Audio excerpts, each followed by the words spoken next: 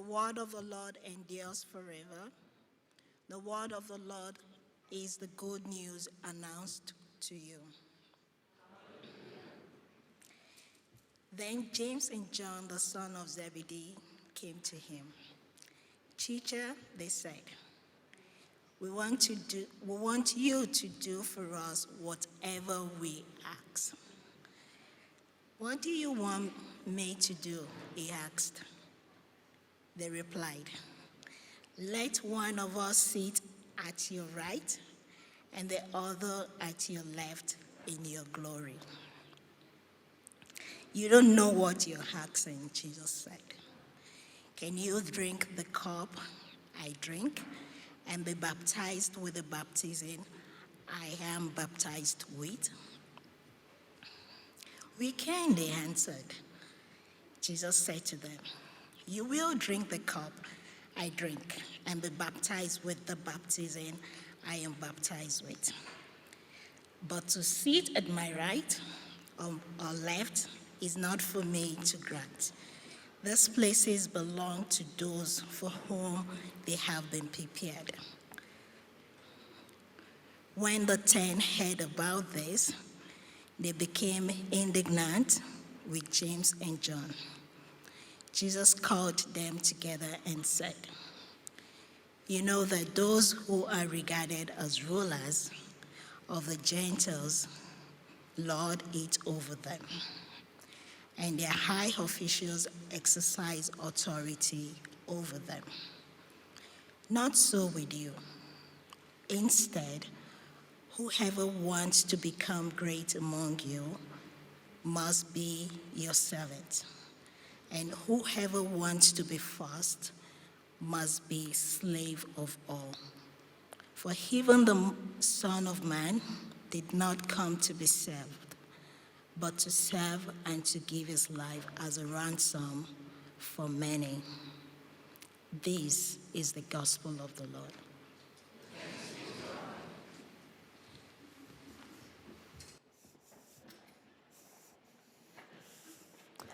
Thank you, Shola, for reading the gospel for us this morning. Well, good morning and welcome. My name is Christin. For those of you who I have not had a chance to meet, I am a pastor here at Westside King's Church. Welcome to our third week in the series, Not Listening to Shame. If you're following along in your journal, our lectionary texts can be found on page 86 for today.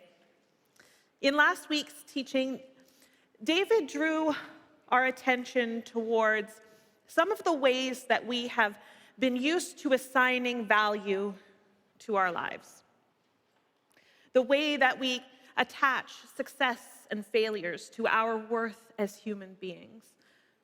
That the versions of ourselves that we present to the world are often curated and managed based off of society's definition of worthiness. And the people that we think of as having the most value are those who have either achieved it or earned it. And I think that for many of us here in this room, that we in some way resonate with that pressure. The pressure of the world that says that we can be whatever we want to be, but then at the same time demands that it be something significant. See, the fight to individualize and carve out a future that is all our own has become known as some moral good. And I think that this pressure creates a real felt anxiety inside of us. And it's that anxiety that encourages us to keep trying to grasp for control of our lives, to establish our own significance. See, it's us against the world, making us the heroes of our own stories. Now, you might be sat here wondering, is that actually true of us? Is that actually, do I actually want to be the hero of my story? Well, then let me ask this. What happens in us when our colleague gets the promotion that we think we deserve? How do we respond to someone taking credit for something that we said or something that we did? What do we do when our path to success gets diverted and we find ourselves on a whole new, unexpected path? Are we okay if we don't leave a legacy to the younger generation? See, we want our lives to matter. We want our efforts and our sacrifices to have significance. And so we become a part of systems where we can ensure that we have some sort of greater impact. Psychologist and theologian Richard Beck, who we have been talking about in this series and allowing his book, The Shape of Joy, to guide some of our conversations here, he calls this the hero game. See, the hero game helps us earn a feeling of value and importance. And Beck refers to the work of anthropologist Ernest Becker in much of his research on this topic. And he says that this is Ernest Becker, says out of this yearning for a hero system, that we find a counterforce to our own mortality. And what's interesting about the hero system is that it actually exists all over the world, across cultures and religions. See, there seems to be something about the human condition itself that creates these status anxieties in us. Ernest Becker says, the hope and belief is that the things that man creates in society are of lasting worth and meaning, that they outlive or outshine death and decay, that man and his products count.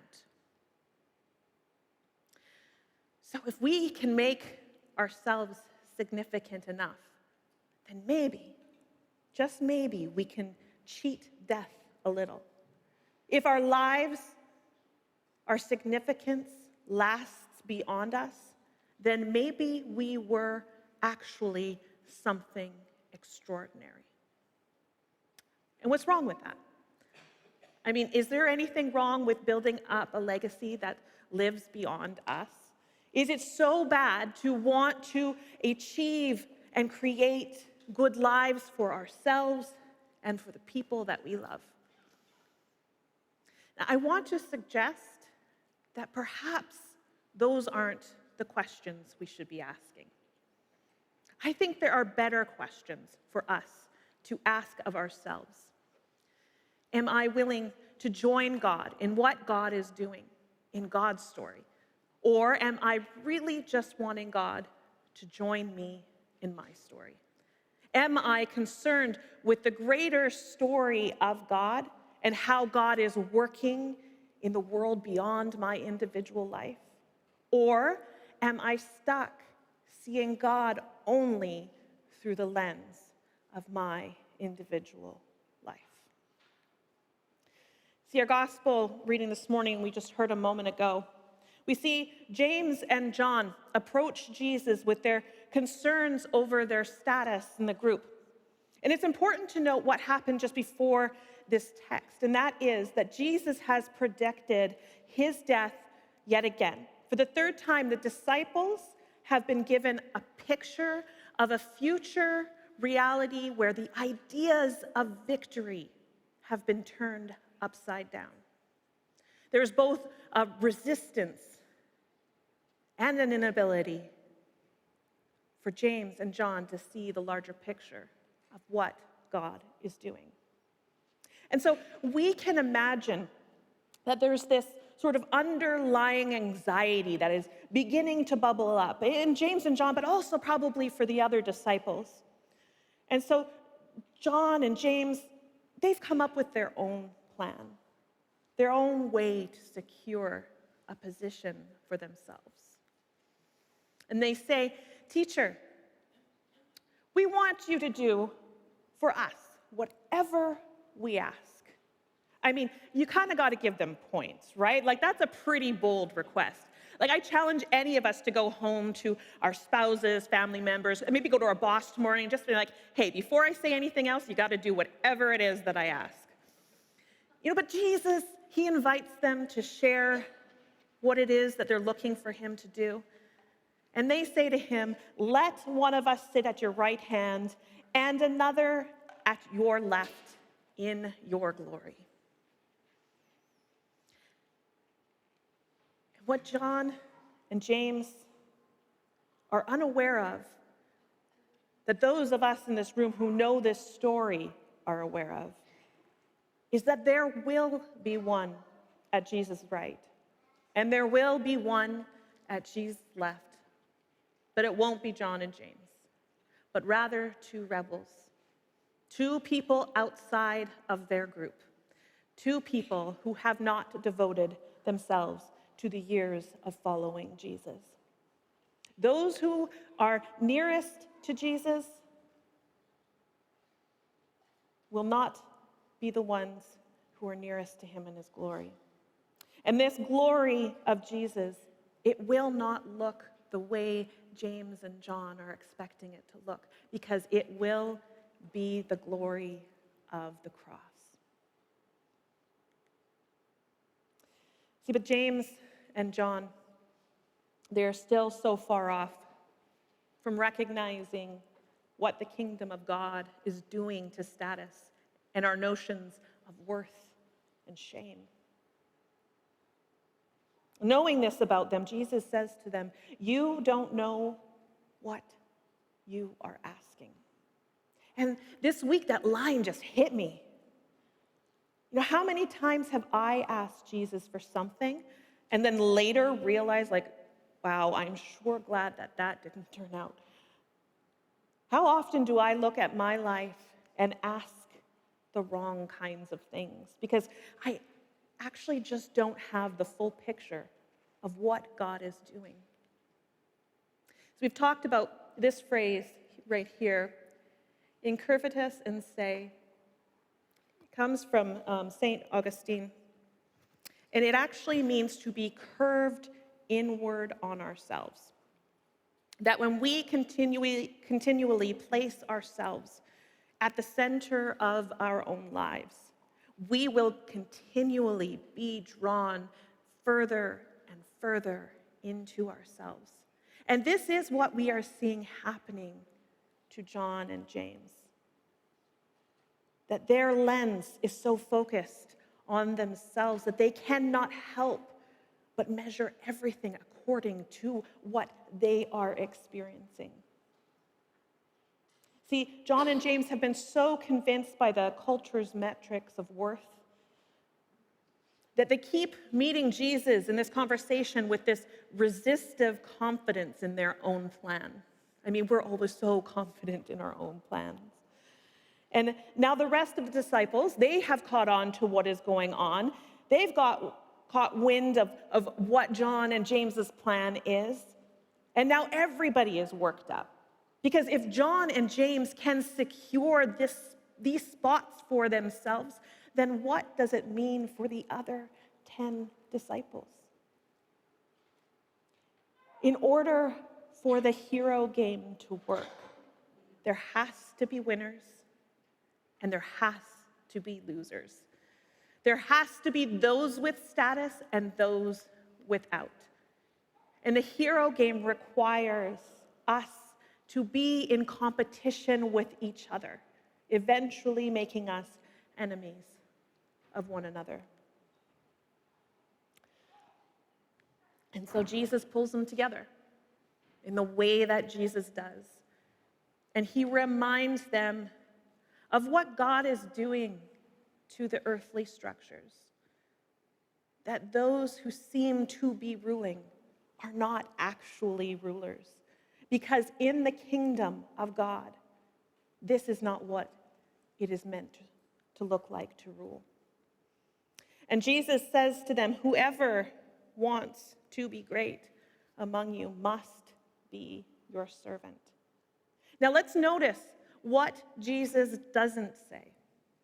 Jesus does not say, whoever wants to be great be a servant for a little while, and then eventually you kind of climb up that ladder and you don't have to be a servant anymore.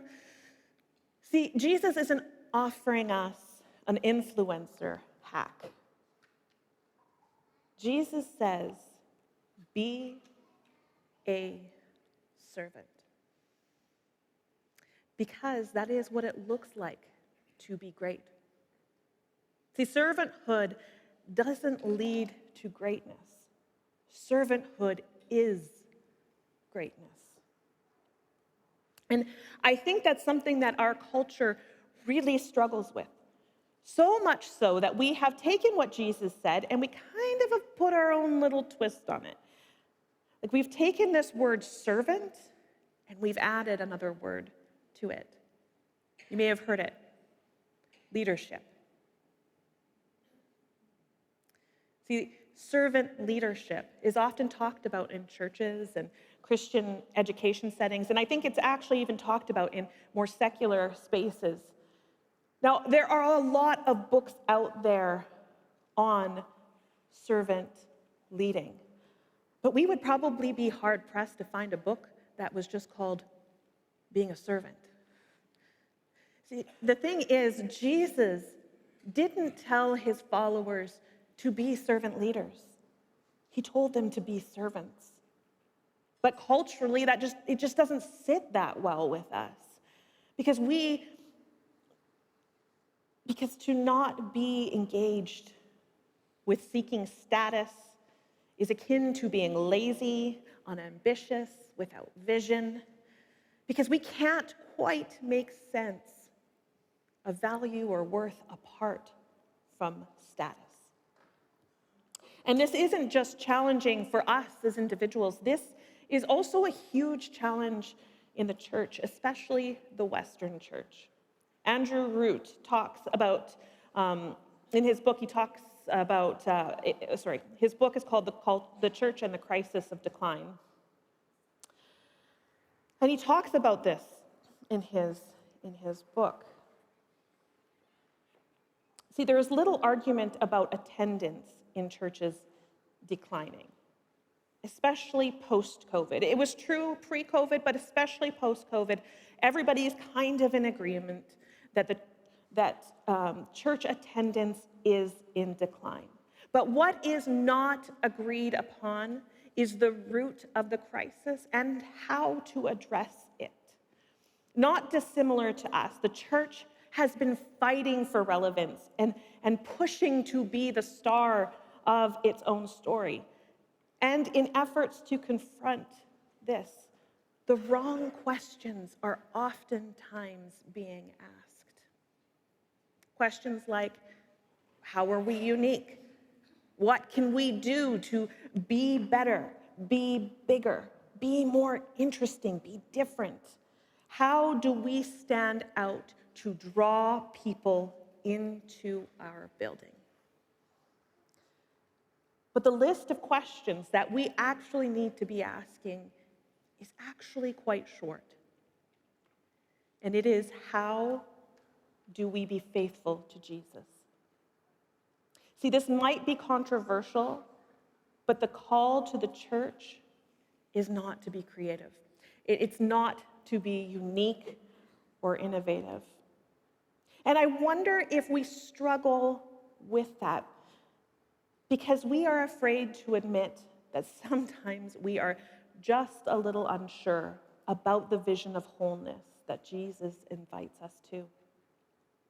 That, like his disciples, Jesus bumps up against all of our comforts and all of the ways of living that are counterintuitive to a society that says our value is in what you can do and who you can make yourself into.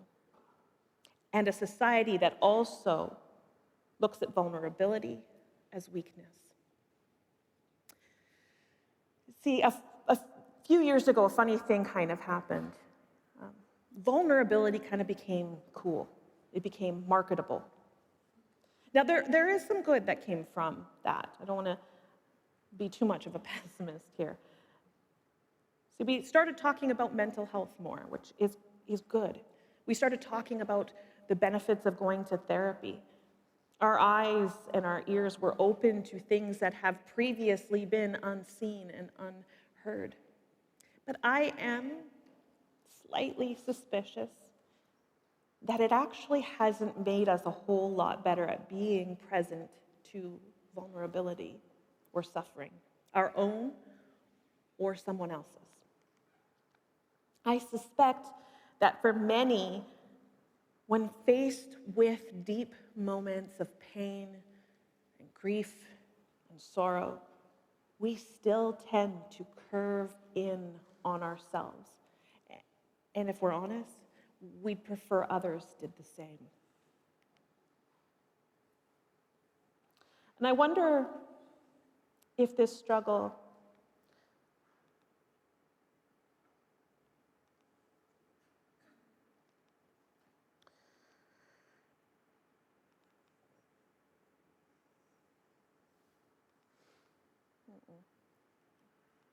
Sorry, guys.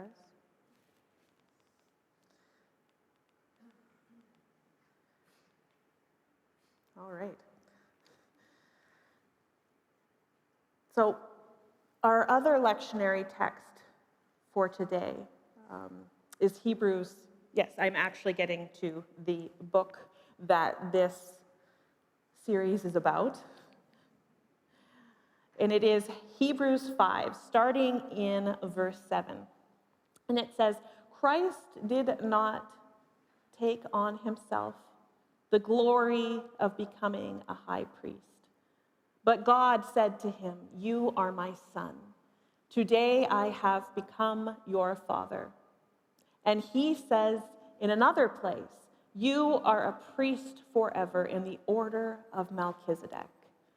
And during the days of Jesus' life on earth, he offered up prayers and petitions with fervent cries and tears to the one who could save him from death. And he was heard because of his reverent submission. Son though he was, he learned obedience from what he suffered. And once made perfect, he became the source of eternal salvation for all who obey him, and was designated by God to be high priest in the order of Melchizedek. See, the Messiah came to fulfill three roles: prophet, priest, and king. We don't have time to unpack all of those today, but Jesus is all three of those. And here in this text, we get reference to him being the high priest. But Jesus doesn't use this position to exalt himself, nor does he use his sonship to excuse himself from what is before him. As Beck would say, Jesus is not pulled into the hero game, because Jesus lived a life free from grasping for control over his life, but rather in divine submission to the Father. See, he learned obedience in fully giving himself over to the human condition of suffering. Jesus' mission is made complete in his suffering, and therefore the whole of what it is to be human has been made fully experienced and known in the incarnate God. See, I don't want to rush this point, because there is a lot here in this text. But Jesus resists the turning inward on himself. There is a curving outward, the outpouring of Jesus. And Jesus engages in prayers and petitions and fervent cries. And Jesus' self-emptying is the resistance to grasping for power. He gives himself over fully to the vulnerability of being human. But he learned it because he was human. There's no status games. This wasn't a moment where Jesus thought, okay, well, I can be a little bit vulnerable here, but I know that there's this kind of trap door over here to the side that I can just get myself out at any point. See, he allowed himself fully into the human experience. Now, what I don't want is for us to come away from this feeling some sort of pressure in our weaknesses and in our sufferings. Because it isn't about being good enough in our sufferings. This isn't another way that we can achieve a certain status. It's actually about our complete reliance on the one who can and has saved us from death. It's a quote from Henry Nouwen, and it says, "Nobody escapes being wounded. We are all wounded people, whether physically, emotionally, mentally, or spiritually. The main question is not how can we hide our wounds so that we don't have to be embarrassed, but how can we put our woundedness in the service of others?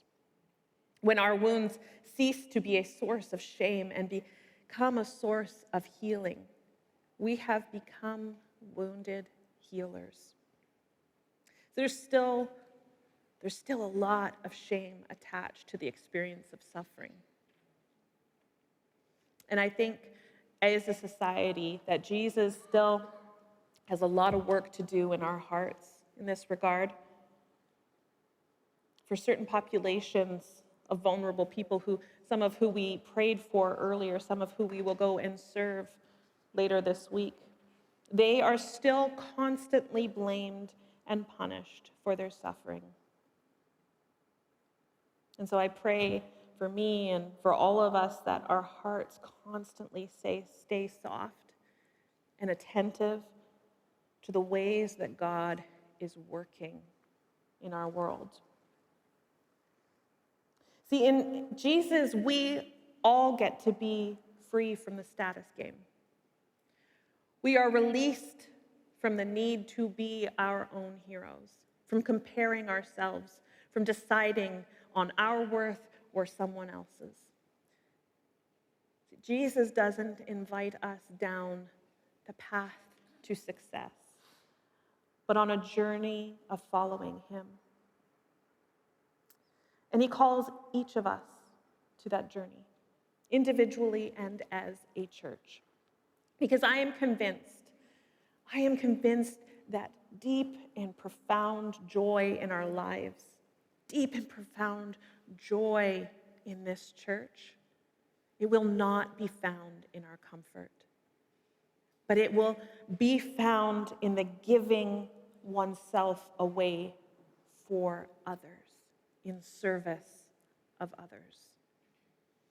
And my hope and my prayer for us as a church is that we could be fully free from the pressures of relevancy, that we would not get distracted with the wrong kinds of questions, but be fully committed to the everyday, maybe every hour question. Are we being faithful to Jesus?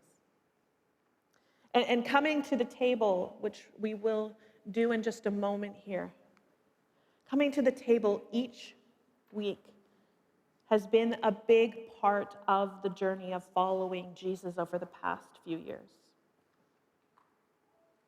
Because at the table, there is no status. There are just simple gifts of bread and of wine and the invitation of Jesus to meet him there. So as we prepare to come to the table,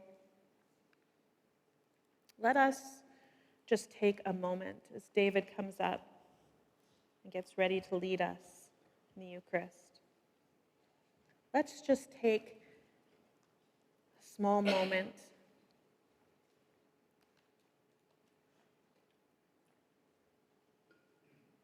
to center ourselves and our hearts on the God who is at work in us, but out into the world, and calls us to meet him there.